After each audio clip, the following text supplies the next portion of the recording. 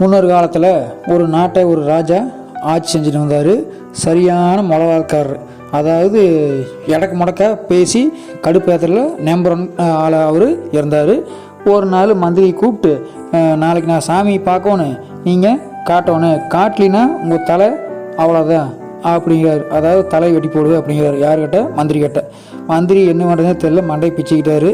மறுநாள் ராஜா மந்திரி கிட்ட வந்து, எங்கே சாமி அப்படின்னு சொல்லி போட்டு கேட்குறாரு. அதுக்கு மந்திரி வந்துட்டு ராஜாவை ஒரு டேபிள் கட்ட கூப்பிட்டு போய் அங்கே இருந்த 2 டம்ளர் காட்டுறாரு.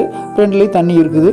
ராஜா, இதில் ஒன்று சர்க்கரை கரைஞ்ச தண்ணிங்க, ஒன்றில் உப்பு கரைஞ்சிருக்கிற தண்ணி, எது உப்பு தண்ணி எது சர்க்கரை தண்ணின்னு கண்ணில் பார்த்து சொல்லுங்கள் அப்படின்னு போட்டு மந்திரி வந்து ராஜா கிட்ட சொல்கிறாரு. மடையா, இதை கண்ணில் பார்த்து எப்படி சொல்கிறது, குடிச்சா தானே தெரியும் அப்படின்னு சொல்லி போட்டு கோபத்தில் சொல்கிறாரு. யார்? ராஜா. உடனே மந்திரி, அதே மாதிரி தானுங்க சாமியை நான் காட்டினா உங்களுக்கு தெரியுமா, நீங்களே போய் தேடி பார்த்து அருளை அனுபவிச்சா தானே தெரியும் அப்படின்னு சொல்லி சொல்கிறாரு. அப்போ தான் ராஜாவுக்கு நாம் பண்ணது கேட்டது எப்பேற்பட்ட தப்புன்னு தெரியுது. இந்த கதை எதுக்காக சொல்கிறோம் அப்படின்னா, நாம் எடக்கு முடக்கா பேசணும்னா கடைசியில் நமக்கு கிடைக்கிற பதில் எடக்கு முடக்கா தான் கிடைக்கும்.